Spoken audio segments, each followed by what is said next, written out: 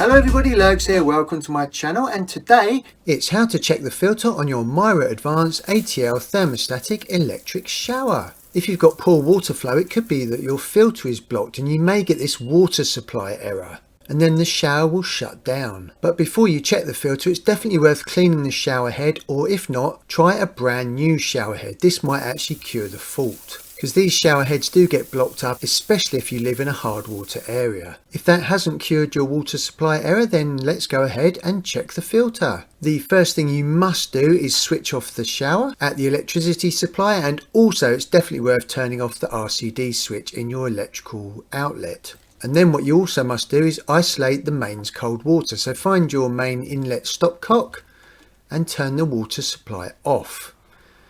If you can't find it inside, you can go out into the street and you should be able to turn it off down in the pavement somewhere. Don't do this if you live in a block of flats. You should have an internal mains stopcock, and then check a few taps just to make sure you've definitely isolated the mains cold water. Then we need to remove the cover, and to do that you must unscrew this screw underneath the shower. Undo that anti-clockwise. Now you don't have to remove the shower hose, but it is advisable just for easier access. Once that screw is removed, you can then remove the front panel, but don't pull it off really fast because it is plugged in on a ribbon. So just remove it gently from the bottom.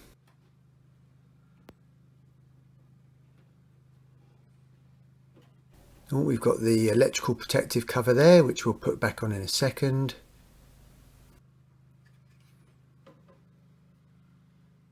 And that is the ribbon. That's why you don't want to pull it out too fast. That's where you control the temperature. So just unplug that. It literally just pulls out nice and gently. Put that front cover somewhere safe. This electrical cover just slides in there, just to show you how that works. But I'm just going to remove that now, and the filter is inside here. Now to remove this, you need to get two spanners, one to hold this top part, and then the second spanner to undo that bottom filter, which is plastic. I've just got an adjustable spanner here and another spanner. This is so that you don't want to put any undue pressure on that top unit. Whilst I'm doing that, there's a link above now about what to do if your curtains are sticking on the curtain rails. Really top tip. I've now loosened this enough to get a normal spanner on there without holding the top one. Once you've got a few turns on that anti-clockwise, you can then use your fingers. Now, although the cold water mains feed has been turned off, you will still get some water out through here, especially if the shower is on the bottom floor of a house. You'll just get any remnants of any cold water in the system. So just let that pour out. Whilst I'm doing that, there's a link above now about how to clean your UPVC guttering so it stays clean.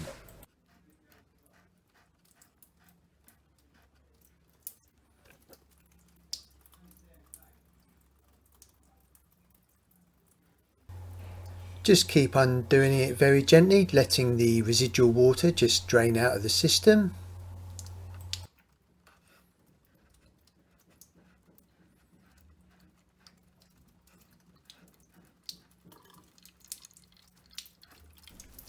And that is the filter there.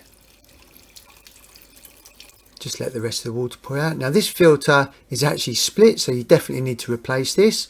And there's a little bit of gunge and gunk in there, a bit of chalk and lime scale. You can order a replacement filter from Mira or from a famous auction website. And this is what it should look like with the gauze intact.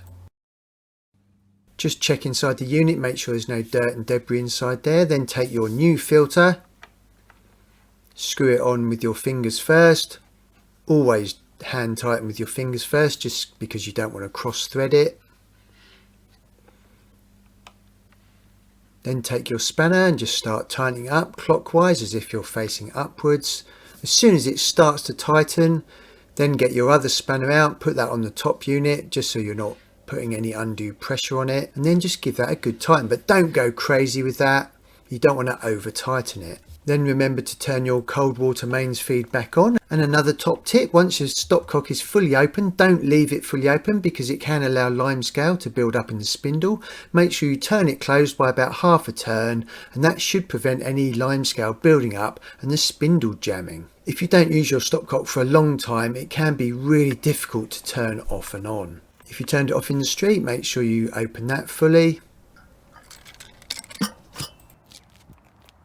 And because the water's been off, we now need to prime the shower. Do not turn the shower on for this procedure. You don't need the electricity on. Make sure the shower hose is back connected. Then push down on this button for at least 10 seconds, and this will allow the cold water to come through the system. After just over 10 seconds, then release that button.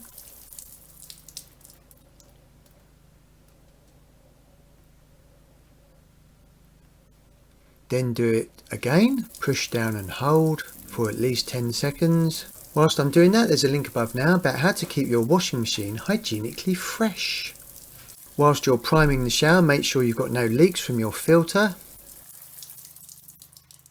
And then a third and final time, push it down, hold it down.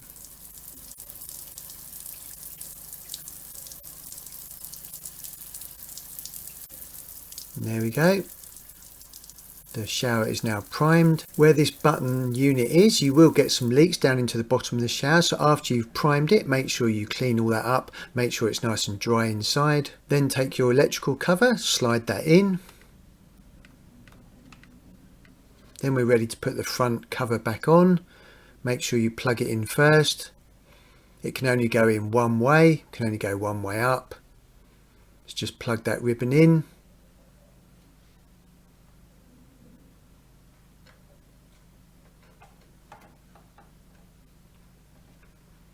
Whilst I'm doing that, there's a link above now about how to check your car battery using a multimeter. Then put the top part of the cover back onto the shower and then lower the lower part back into position.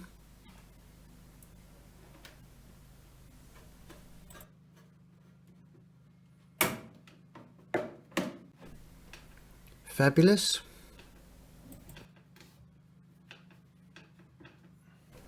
Now remember to put that locking screw back in.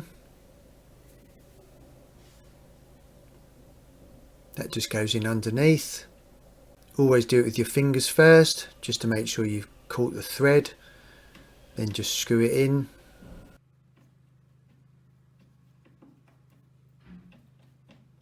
Then remember to turn the electricity back on. We now need to commission the shower, so turn the electric shower on, then select the desired maximum temperature, so I'm just going to turn the temperature dial around to the maximum. Within 30 seconds of turning the power on, push and hold the flow and the start stop button. When you hear the first beep, then release the start stop button. And then when you hear the second beep, then release the flow button. The high-low button will then flash while it's commissioning, and the water will flow for well over a minute while it's actually commissioning itself. And in some cases it can take up to 3 minutes. Let this finish automatically and don't interrupt the cycle. When it's stopped, you can then push the start stop to turn the shower on again, select the desired temperature, then press the start stop button to stop the shower. And then make sure that the water has stopped flowing before you isolate the shower from the electrical switch. If you've still got the water supply error, you can try repriming the shower. If you get any further faults, the no flashing flow light, then you can restart the commissioning cycle. If not, you may have a fault on your board, in which case you'll need to call out someone from Mira Electrical Showers. But hopefully you won't have to, and it's all working perfect.